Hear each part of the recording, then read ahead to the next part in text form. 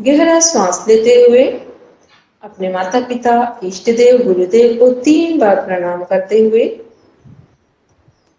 प्रणाम करते हुए 3 बार ओम का उच्चारण करें।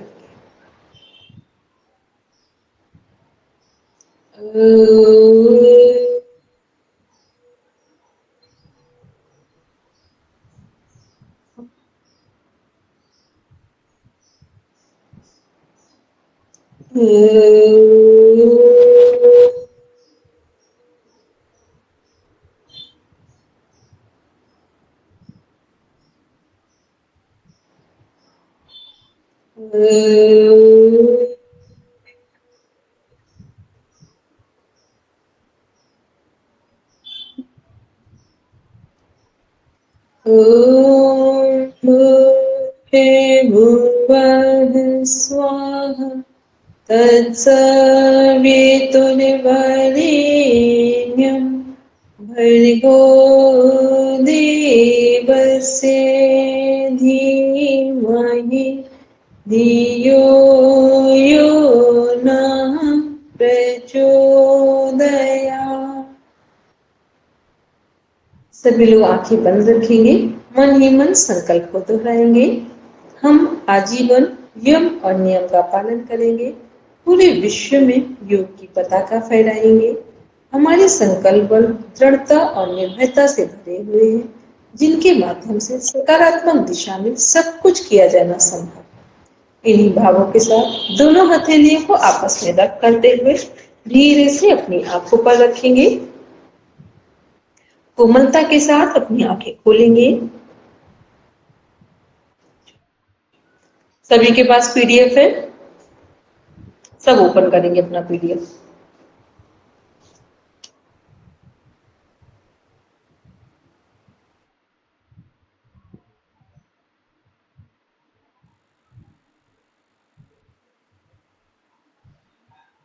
जी कोई भी पढ़ेंगे, पढ़ना सभी को है, ठीक है। चलिए स्टार्ट कीजिए सभी पढ़िए। और जो लोग कैमरा ऑन कर सकते हैं, शरीर क्रिया विज्ञान से तात्पर्य। सभी आवाज आ रही है आपके पास, रुक जाए सही, रुक आपकी तरफ से आवाज आती है। म्यूट करेंगे सविता, सविता में म्यूट करेंगे, म्यूट करेंगे, ठीक। पढ़ेंगे, रश्मि जी पढ़ेंगे, पीडीएफ है। मैम मैं खूनी हूँ मैम, मेरा मोबाइल चार्ज खत्म हो गया था तो इसलिए इसके मोबाइल से। चलो कोई बात नहीं, पढ़ोगे अभी, चलो पढ़ो पढ़ो। तभी हमें लगा आईडी किसी और की लग रही है हमको, ठीक, चलो पढ़ो। शरीर क्रिया विज्ञान से तात्पर्य। शरीर क्रिया विज्ञान या कार्डियक फिजियोलॉजी के अंतर्गत प्राणियों से संबंधित प्राकृतिक घटनाओं का अध्ययन और उनका वर्गीकरण किया जाता है। साथ ही घटनाओं का अनुक्रम और सापेक्षिक महत्व के साथ प्रत्येक कार्य के उपयुक्त अंग निर्धारण और उन अवस्थाओं का अध्ययन किया जाता है जिनसे प्रत्येक क्रिया निर्धारित होती है। शरीर क्रिया विज्ञान चिकित्सा विज्ञान की बहुत शाखा है, जिसमें शरीर में संपन्न होने वाली क्रियाओं का अध्ययन किया जाता है।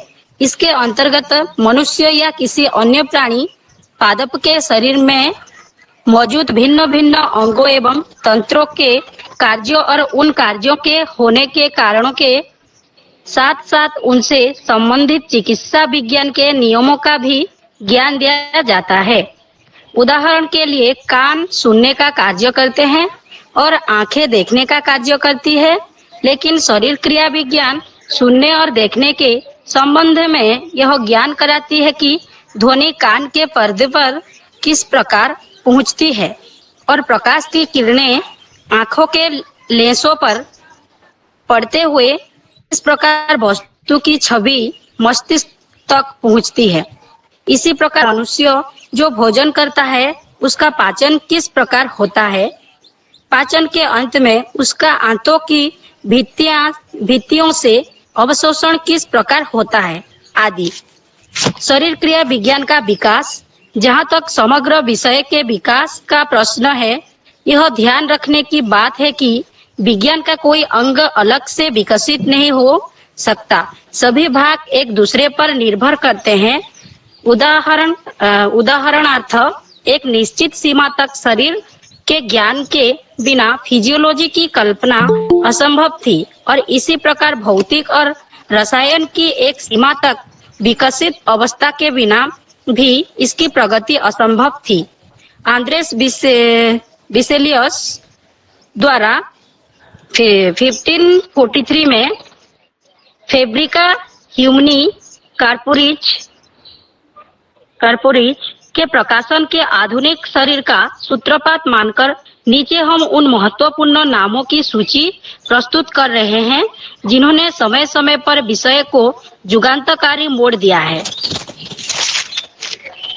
नाम: बिसेलियस, जीवन काल 1514 से 64 तक, 15 से 43 ईसाई, और महत्व आधुनिक शरीर का प्रारंभ हार्वी 1578 से 1678 ईसाई, और वर्ष है 1628। जीव विज्ञान में प्रायोगिक विधि मालपीगी 1628 to 1694, 1661 ईसाई। उसका महत्व है जीव विज्ञान में सूक्ष्मदर्शी के प्रयोग का आरंभ न्यूटन 1642 to 1727, और उसका वर्ष है 1687, और उसका महत्व है आधुनिक भौतिकी का विकास हालर 1708 to 1777, और उसका वर्ष है 1760। फिजियोलॉजी का पाठ्य ग्रंथ, उसका महत्व ये लिखा है लाब्जवेच 1743 to 1794, उसका वर्ष है 1775। उसका महत्व है दहन और श्वसन का संबंध स्थापित हुआ मुलर जेहोनिच 1801 to 1858, उसका वर्ष है 1834। महत्वपूर्ण पाठ्य ग्रंथ स्वान 1810 to 1882, उसका वर्ष है 1839। कोशिका सिद्धांत की स्थापना, उसका महत्व है वेनार्ड 1813 to 1878, उसका वर्ष है 1840 to 1870। महान प्रयोगवादी लुडविग 1816 to 1895, उसका वर्ष है 1850 to 1890। उसका महत्व है महान प्रयोगवादी आरेख विधि का आविष्कारक। और हेल्महोल्ट्ज उसका जीवन काल है 1821 to 1894, और उसका वर्ष है 1850 to 1890। उसका महत्व है भौतिकी की प्रयुक्ति। अभी कंटिन्यू करेंगे, ये तो सब नाम थे, अब कंटिन्यू करेंगे आगे। 1795 में फिजियोलॉजी की पहली पत्रिका निकली। 1878 में इंग्लिश जर्नल ऑफ फिजियोलॉजी तथा 1898 में अमेरिका जर्नल ऑफ फिजियोलॉजी प्रकाशित हुई। 1874 में लंदन में यूनिवर्सिटी कॉलेज और अमेरिका के हार्वर्ड में 1876 में फिजियोलॉजी के इंग्लिश चेयर की स्थापना हुई। इस प्रकार हम देखते हैं कि फिजियोलॉजी एक नया विषय है जिसका प्रारंभ मुश्किल से एक सदी पूर्व हुआ। जीव रसायन और भी नया विषय है तथा फिजियोलॉजी की एक प्रशाखा के रूप में विकसित हुआ है। शारीरिक मूल प्राकृतिक घटनाएं सभी जीवित जीवों के जीवन की मूल प्राकृतिक घटनाएं एक सी है। अत्यंत असमान जीवों में क्रिया विज्ञान अपनी समस्याएं अत्यंत स्पष्ट रूप में उपस्थित करता है। उच्च स्तरीय प्राणियों में शरीर के प्रधान अंगों की क्रियाएं अत्यंत विशिष्ट होती है, जिससे क्रियाओं के सूक्ष्म विवरण पर ध्यान देने से उन्हें समझना संभव होता है। निम्नलिखित मूल प्राकृतिक घटनाएं हैं जिनसे जीव पहचाने जाते हैं। क संगठन, यह उच्च स्तरीय प्राणियों में अधिक स्पष्ट है। संरचना और क्रिया के विकास में समांतरता होती है, जिससे शरीर क्रियाविदों का यह कथन सिद्ध होता है कि संरचना ही क्रिया का निर्धारक उपादान है। व्यक्ति के विभिन्न भागों में सूक्ष्म सहयोग होता है, जिससे प्राणी की आसपास के वातावरण के अनुकूल बनने की शक्ति बढ़ती है। ख ऊर्जा की खपत, जीव ऊर्जा को विसर्जित करते हैं। मनुष्य का जीवन उन शारीरिक क्रियाकलापों से जो उसे पर्यावरण के साथ संबंधित करते हैं निर्मित है। इन शारीरिक क्रियाकलापों के लिए ऊर्जा का सतत व्यय आवश्यक है। भोजन अथवा ऑक्सीजन के अभाव में शरीर के क्रियाकलापों का अंत हो जाता है। शरीर में अधिक ऊर्जा की आवश्यकता होने पर उसकी पूर्ति भोजन एवं ऑक्सीजन की अधिक मात्रा से होती है। अतः जीवन के लिए श्वसन एवं सांघीकरण क्रियाएं आवश्यक है। जिन वस्तुओं से हमारे खाद्य पदार्थ बनते हैं वे ऑक्सीकरण में सक्षम होती है। इस ऑक्सीकरण की क्रिया से ऊष्मा उत्पन्न होती है। शरीर में होने वाली ऑक्सीकरण की क्रिया से ऊर्जा उत्पन्न होती है, जो जीवित प्राणी के क्रियाशीलता के लिए उपलब्ध रहती है। ग वृद्धि और जनन, यदि उपचयी प्रकम प्रधान है तो वृद्धि होती है, जिसके साथ क्षतिपूर्ति की शक्ति जुड़ी हुई है। वृद्धि का प्रकम एक निश्चित समय तक चलता है, जिसके बाद प्रत्येक जीव विभक्त होता है और उसका एक अंश अलग होकर एक या अनेक नए व्यक्तियों का निर्माण करता है। इनमें प्रत्येक उन सभी गुणों से युक्त होता है जो मूल जीवों में होते हैं। सभी उच्च कोटि के जीवों में मूल जीव क्षयशील होने लगता है और अंततः मृत्यु को प्राप्त होता है। घ अनुकूलन, सभी जीवित जीवों में एक सामान्य लक्षण होता है, वह है अनुकूलन का सामर्थ्य। अंतर संबंध तथा बाह्य संबंधों के सतत समन्वय का नाम अनुकूलन है। जीवित कोशिकाओं का वास्तविक वातावरण वह उत्तक तरल है जिसमें वे रहती है। यह अंतर वातावरण प्राणी के सामान्य वातावरण में होने वाले परिवर्तनों से प्रभावित होता है। जीव की अंतर्जीवित के लिए वातावरण के परिवर्तनों को प्रभावहीन करना आवश्यक है, जिससे सामान्य वातावरण चाहे जैसा हो, अंतर वातावरण जीने योग्य सीमाओं में रहे। यही अनुकूलन है। चलिए रुकेंगे अभी देखिए, अभी इसमें हम लोग क्या पढ़ रहे थे, जो 3-4 दिन हम लोग ने क्लास ली थी, 3 days तो कंप्लीट ली थी। किसके बारे में देख रहे? कोशिका के बारे में देख रहे कि एक सेल का क्या फंक्शन है और एक हमारी बॉडी का क्या फंक्शन है। ठीक है, तो सेल का फंक्शन मीन्स कोशिका का कार्य क्या है और हमारे शरीर का क्या कार्य है। एक साइड सब अपनी अपनी कॉपी में पेन लो, ठीक, पेन से एक साइड लिखेंगे कोशिका के कार्य और दूसरे साइड में लिखेंगे शरीर के कार्य। देखो, कोशिका का सबसे पहला कार्य क्या है? श्वसन करना, ठीक, श्वास लेना और ऑक्सीजन लेना और कार्बन डाइऑक्साइड को बाहर छोड़ना। श्वास लेना या ऑक्सीजन लेना और कार्बन डाइऑक्साइड को बाहर छोड़ना। मनुष्य शरीर कैसे जीवित है? सबसे जरूरी क्या है हम लोगों के शरीर में? श्वास लेना और कार्बन डाइऑक्साइड को बाहर छोड़ना। श्वास किसके माध्यम से लेना? ऑक्सीजन, श्वास में ऑक्सीजन को लेना और कार्बन डाइऑक्साइड को बाहर छोड़ना। ठीक है, अब दूसरा वर्ग क्या है जो कोशिका का भी है और हमारे मनुष्य जीवन का भी है? दूसरा है भोजन ग्रहण का। भोजन को क्या करना है? भोजन ग्रहण करेंगे। भोजन कौन सा भोजन हमारे शरीर को ऊर्जा देगा या कोशिका को ऊर्जा देगा? जिस भोजन को ग्रहण करने के बाद उसे सही से पचाया जाए, क्योंकि जो भोजन पचता नहीं है वो ऊर्जा देगा ही नहीं, वो तो शरीर से आपके निकल जाएगा। तो भोजन ग्रहण किया जाए, फिर भोजन को पचाया जाए, सेकंड। थर्ड स्टेप था पचे हुए भोजन से पोषक तत्व ले लिए जाएं शरीर के लिए, और बचा हुआ या जो हमारा भोजन है वो मल के रूप में शरीर से बाहर निकाल दिया जाए। ये कोशिका का भी कार्य है और यही हमारे शरीर का।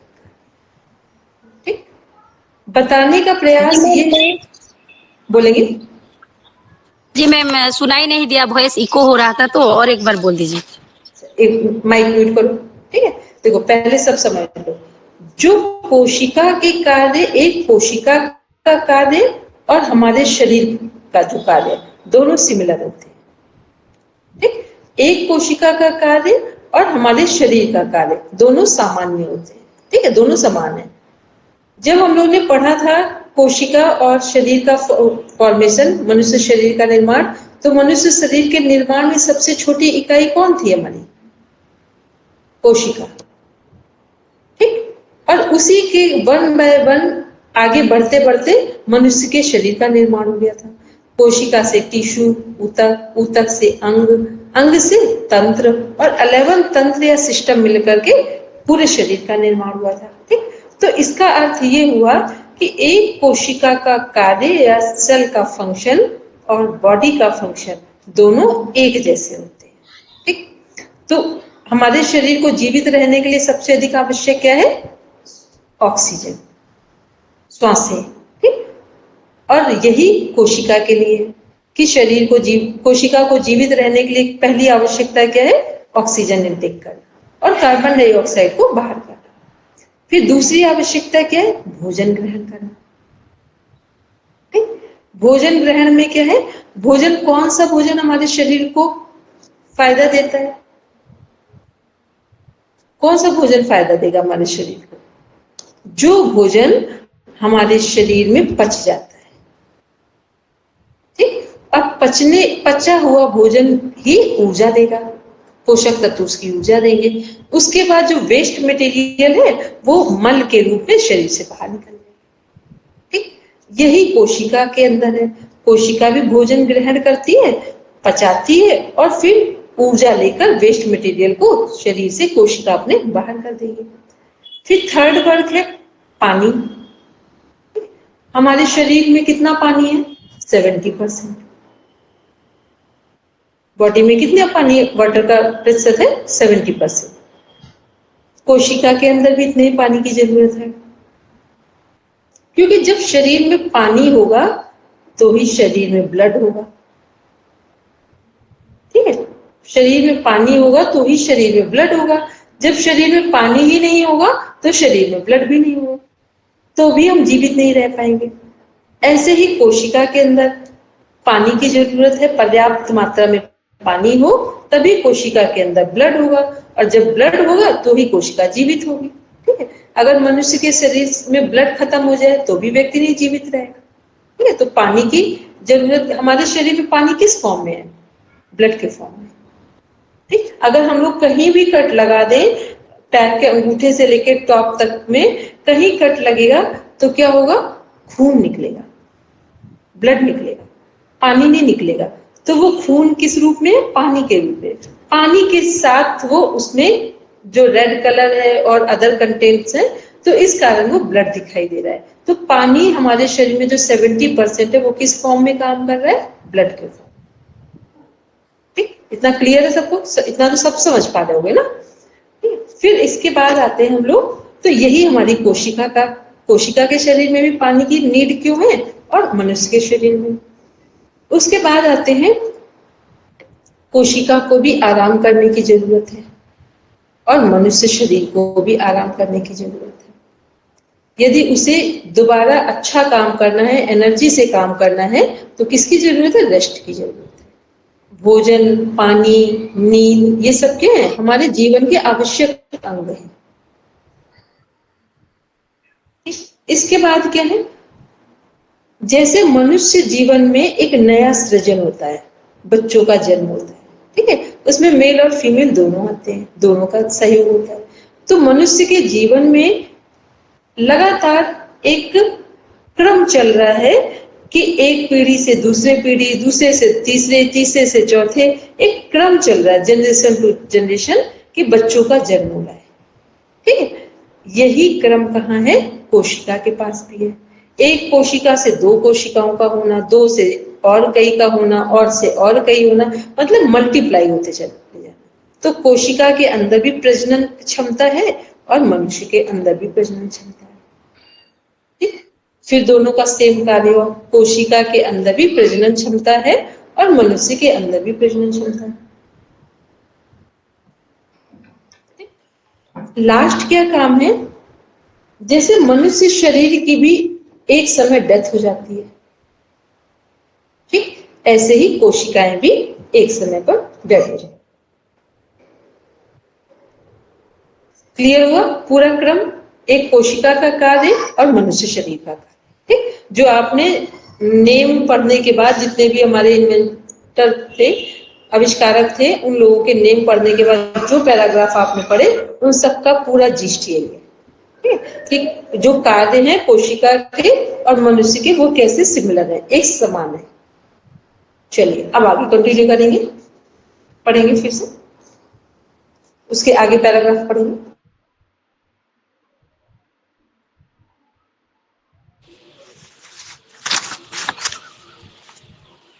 विभिन्न रोग व उनसे प्रभावित अंग, जीवाणु बैक्टीरिया से होने वाले रोग। रोग का नाम है हैजा रोग। प्रभावित अंग है पाचन तंत्र। रोगाणु का नाम है विबियो कैलोरी और लक्षण है उल्टी बदस्त, शरीर में ऐंठन एवं निर्जलीकरण, डिहाइड्रेशन। टीबी रोगों का नाम है। जो हैजा है, चलो बिना देखे बताओ हैजा क्या है। अभी जो पढ़ा है कौन बताएगा कि हैजा में हमने क्या क्या, हैजा कब फैलता है, किस रोग को, किस अंग को प्रभावित करता है, हैजा कब फैलता है, किस अंग को प्रभावित करता है, और हैजा के लक्षण क्या क्या। यदि किसी को हैजा हो गया है तो उसके शरीर में क्या क्या लक्षण दिखाई देंगे। पानी की कमी, शरीर में पानी की कमी है। ये लक्षण नहीं, ये कारण है, ठीक। चलो एक बात समझ लो, लक्षण और कारण अलग अलग होते हैं। पानी की कमी के कारण हैजा फैलता है, होने लगती है और दस्त होने लगता है, पेट दर्द होता है, ये लक्षण है, ठीक। ये सब लक्षण है। और लक्षण, कारण क्या था, पानी की शरीर में कमी था, ठीक। अब ये कारण और लक्षण हो गए। अब किस अंग को प्रभावित करता है हैजा,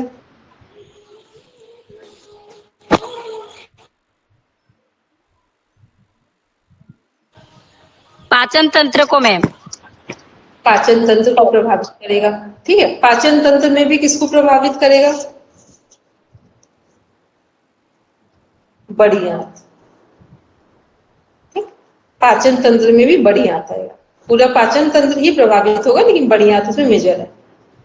उसके बाद आते हैं, यदि हैजा किसी को हो गया है तो हैजा में अभी आपका क्वेश्चन क्या बनता है, हैजा क्या है, हैजा फैलने के कारण क्या है, हैजा जिसके के शरीर में हैजा फैल गया है उसके लक्षण क्या हैं, और हैजा किस अंग को प्रभावित करता है या किस तंत्र को प्रभावित करता है, ठीक।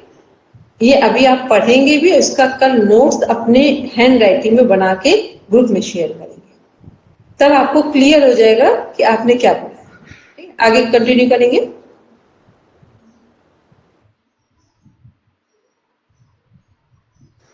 पढ़ेंगे आगे।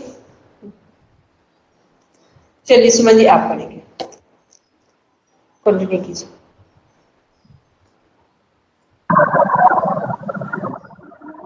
टीबी प्रभावित अंग फेफड़े। रोगों का नाम माइक्रो बैक्टीरियम ट्यूबरक्लोसिस, खांसी, बुखार, छाती में दर्द, मुंह में रक्त आना। नंबर 3 कुकुर खांसी, प्रभावित अंग फेफड़ा रोग का जो टीवी रुकेंगे, समझिए यहीं पर कंफर्म करते चलेंगे। आप बताएंगे टीवी का फुल फॉर्म क्या है? ट्यूबरक्यूलोसिस। ठीक है, टीबी का फुल फॉर्म है ट्यूबरक्यूलोसिस। अभी पढ़ रहे थे ना, देखिए लिखा है कि नहीं पढ़? ट्यूबर, हाँ क्लोसिस, हाँ ठीक है, ये है टीवी का फुल फॉर्म। ये वो टीवी नहीं है जो हम लोग टीवी देखते हैं, वो टेलीविजन है। ये टीबी है, बी लगा है, बी फॉर बेबी। ठीक, बहुत सारे लोग लिखते समय क्या करते हैं, टीवी लिख देते हैं। टीवी नहीं होता, वो जो डिजीज है उसको टीबी बोलते हैं, टी और बी बोलते हैं। और जो देखते हैं, वॉच करते हैं, वो टीवी है, टेलीविजन है। ठीक, चलिए अब टीवी के कारण क्या होंगे? यदि किसी को टीबी है तो उसके कारण क्या होंगे?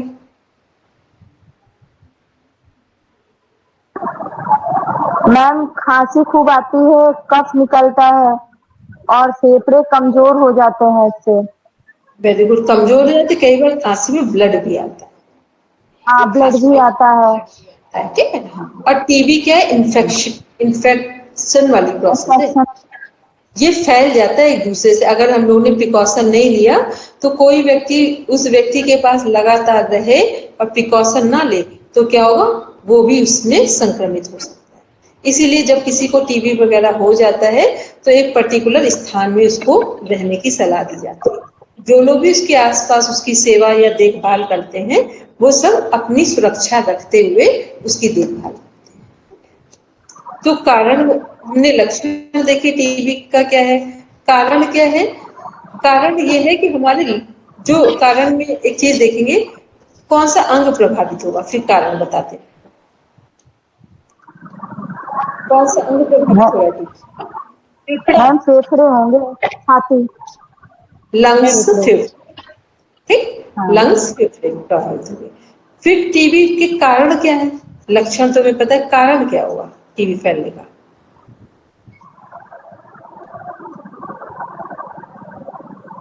मैम बलगम आना, ब्लड आना, निशा का सेवन, बोलेंगे सविता जी कारण? निशा ज्यादा मादक द्रव्य का सेवन करना, वो भी है। दूसरा क्या है? खान पान की कमी होना, उचित खान पान ना होना। दूसरा, सही तरीके से श्वास का ना लेना, ऑक्सीजन ना लेना, क्योंकि फेफड़े कब मजबूत होते हैं? जब सही तरीके से ऑक्सीजन इनटेक करते हैं। यदि आपके फेफड़ों में, लंग्स में सही ऑक्सीजन पहुंच रही है तो आपके फेफड़े, लंग्स स्ट्रांग रहेंगे। तो कारण क्या है? ऑक्सीजन की कमी होना, जिसके कारण फेफड़े या लंग्स वीक हो जाते हैं। तो ये क्या है? टीबी के हमने क्या देखा? टीबी है क्या? एक संक्रमण रोग है। दूसरा, टीबी क्या है? टीबी के लक्षण देखिए, टीबी के कारण देखिए, और टीबी किस अंग को प्रभावित करता है? हमारे लक्ष्य को। ठीक, आगे पढ़ेंगे, समझिए। कुकुर खांसी, फेफड़ा, बेसिलम परट्यूसिस, बार बार खांसी का आना, न्यूमोनिया, फेफड़े, डिप्लोकोसिस और छाती में दर्द, सांस लेने में परेशानी। आगे पढ़ेंगे। न्यूमोनिया, ब्रोंकाइटिस, श्वसन तंत्र, जीवाणु, छाती में दर्द, सांस लेने में परेशानी, प्लूरिसी, फेफड़े, जीवाणु, छाती में दर्द, बुखार, सांस लेने में परेशानी, प्लेग, लिप ग्रंथियां, पचुरेला पेस्टिस, शरीर में दर्द एवं तेज बुखार, आंखों का लाल होना तथा गिनती का निकलना, डिथीरिया, गला, कोनी बैक्टीरियस, गल सोथ, श्वास लेने में दिक्कत। आप पढ़ेंगे, पहले पढ़ रहे थे जो रश्मि जी के आईडी में पढ़ेंगे। जी मैम। डिप्थेरिया, गला और कोनी बैक्टीरियम, गल शोथ, श्वास लेने में दिक्कत, कोढ़, तंत्रिका तंत्र, माइक्रोबैक्टीरियम, लेप्र, अंगुलियों का कट कट कर गिरना, शरीर पर दाग, टाइफाइड रोग और प्रभावित करता है आंत को, और टाइफी साल्मोनेल और उसका लक्षण है बुखार का तीव्र गति से चढ़ना, पेट में दिक्कत और बदहजमी। और रोगों का नाम है टिटेनस, मेरुरज्जु को मतलब प्रभावित करता है,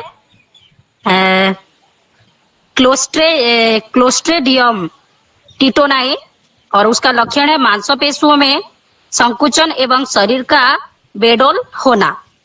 रोगों का नाम है सुजाक, प्रभावित करने वाला अंग है प्रजनन अंग, और नाइजीरिया गोनोरी और लक्षण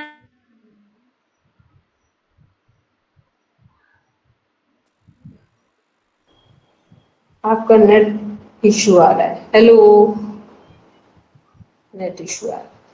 सविता जी अब आप कंटिन्यू करेंगे, आवाज आ रही है? मैम यहाँ पर बच्चों ने बहुत शोर कर रहे हैं। चलिए, तो कौन पढ़ेंगे? अनिमा जी पढ़ेंगे। कहाँ है अनिमा जी? आप दिख नहीं रहे।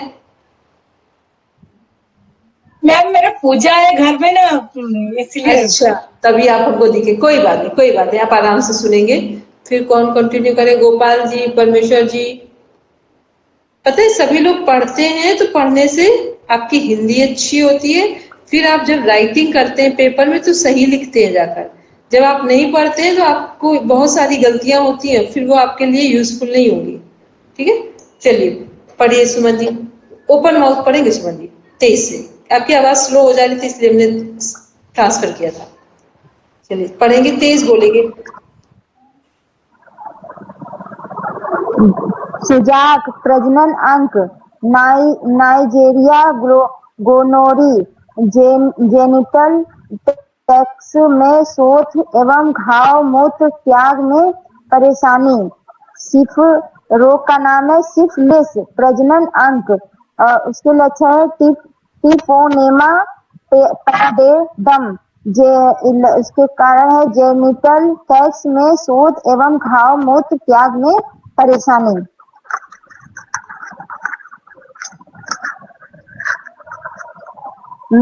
मेनिनजाइटिस, मस्तिष्क, डिपोनेमा पैटेडम, सर दर्द, बुखार, उल्टी एवं बेहोशी,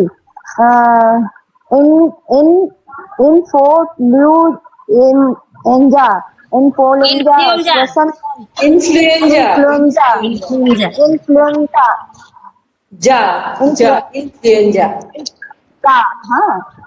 श्वसन तंत्र, फीफर्स, बैसिलस, नाक से पानी आना, सिर दर्द, आंख में दर्द, ट्रैकोमा, आंख, बैक्टीरिया, सर दर्द, आंख दर्द, राइनाइटिस, नाक, एलर्जेनस, नाक का बंद होना, सर दर्द, स्कारलेट ज्वर, श्वसन तंत्र, बैक्टीरिया, बुखार।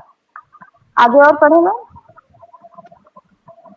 विषाणु वायरस से होने वाले रोग का नाम, प्रभावित अंग, पहले एक मिनट सुनेंगे। जो अभी हम लोगों ने ऊपर डिजीज पढ़ी हैं उनको क्या करेंगे, अपनी लैंग्वेज में, अपनी भाषा में कॉलम बनाएंगे। कॉलम में क्या क्या लिखना है? एक साइड जो हमारी डिजीज है, रोग का नाम लिखेंगे, दूसरे कॉलम में लिखेंगे रोग के कारण का नाम, तीसरे कॉलम में रोग के लक्षण का नाम, और चौथे में लिखेंगे रोग से प्रभावित होने वाले अंग। ठीक, बस 4 को बनाएंगे कॉलम, तो आपकी ये डिजीज कंप्लीट हो जाएंगी, क्योंकि क्वेश्चन जब आप एग्जाम देंगे तो ये डिजीज पूछी जाती है। ठीक है, तो इतना काम सब करके होमवर्क रखेंगे, नहीं तो फिर पढ़ के केवल रख लोगे तो फिर किसी काम का नहीं होगा। उसमें कुछ चीजों को नोट्स बना लो, कुछ चीजों को हमने सामने पढ़ दिया, समझ लिया। ठीक, चलिए आगे पढ़ेंगे इसमें। गलसुआ, लार ग्रंथियां, लार ग्रंथियों में सूजन, अग्नाशय, अंडाशय और वृषण में सूजन, बुखार, सिर दर्द, इन रोग से बांझपन होने का खतरा रहता है। फ्लू या इन्फ्लुएंजा, श्वसन तंत्र, बुखार, शरीर में पीड़ा, सिर दर्द, जुखाम, खांसी। रेबीज या हाइड्रोफोबिया, तंत्रिका तंत्र, बुखार, शरीर में पीड़ा, पानी से भय, मांसपेशियों तथा श्वसन तंत्र में लकवा, बेहोशी, बेचैनी या एक घातक रोग है। खसरा, पूरा शरीर इसका प्रभावित अंग होता है, पूरा शरीर। लक्षण है बुखार, पीड़ा, पूरे शरीर में खुजली, आंखों में लाल जलन, आंख और नाक से द्रव का बहना।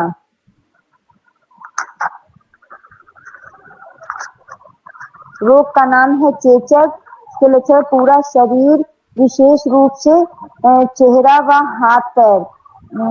इसके कारण बुखार, पीड़ा, जलन व बेचैनी, पूरे शरीर में फफोले।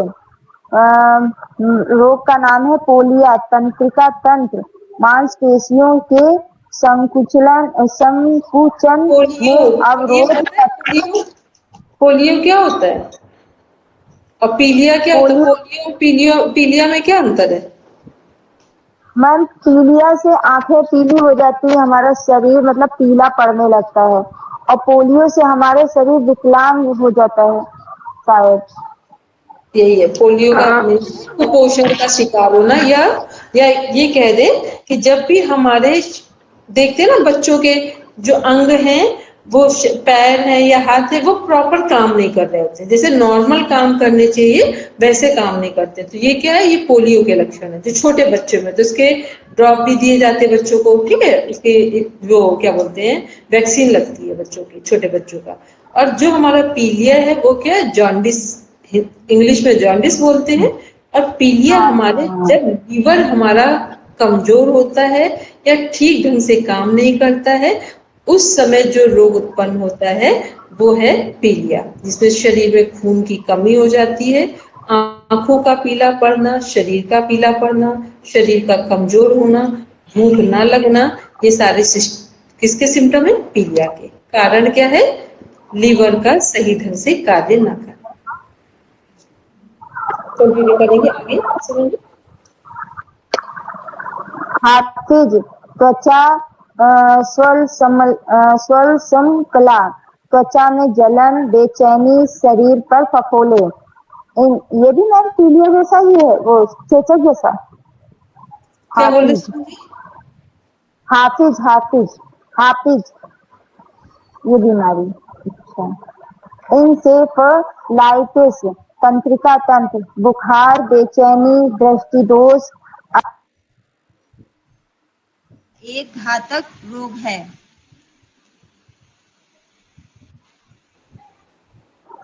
मैम कॉल आने लगी थी।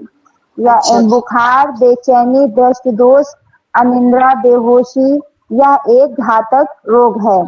विटामिन सी की कमी से होने वाले रोग। विटामिन ए से रतौंधी, सांस की नली में परत पड़ना। पपीता स्रोत है, पपीता, मक्खन, घी एवं गाजर। विटामिन बी की कमी से बेरी, दाल, खाद्यान्न व खमीर। विटामिन B2 की कमी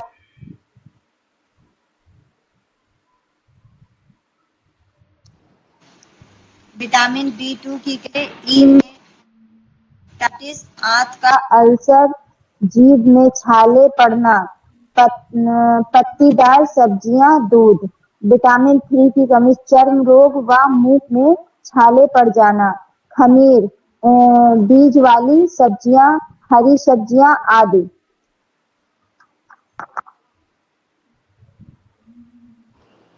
देखो इसमें समझ लें विटामिन कितने हैं हमारे, कितने प्रकार के विटामिन? B6 चर्म रोग, दूध रुकेंगे आदि। रुकेंगे सुमन जी, हमने कहा विटामिन कितने प्रकार के हैं?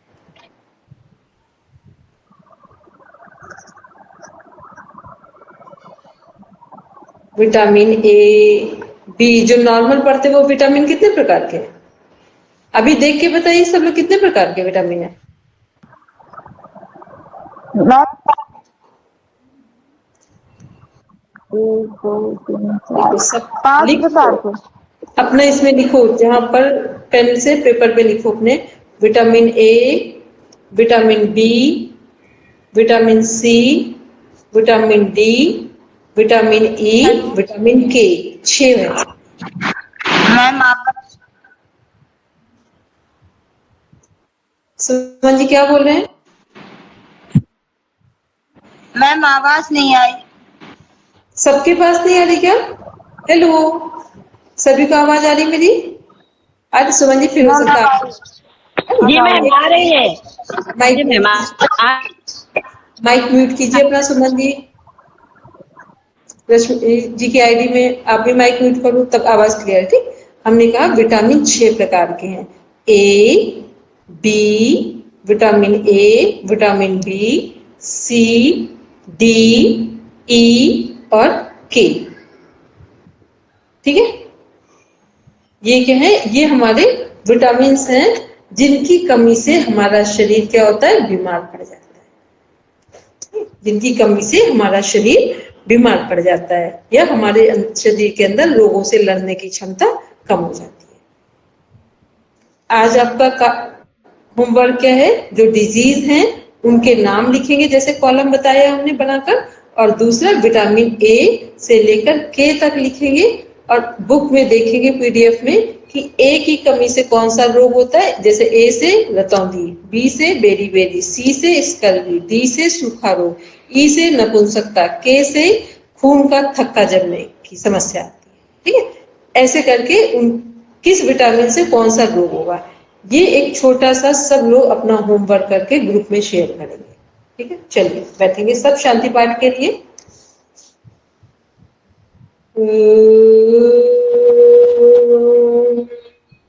शांति शांति शांति, सर्वारिष्टस्तु शांतिर्भवतु।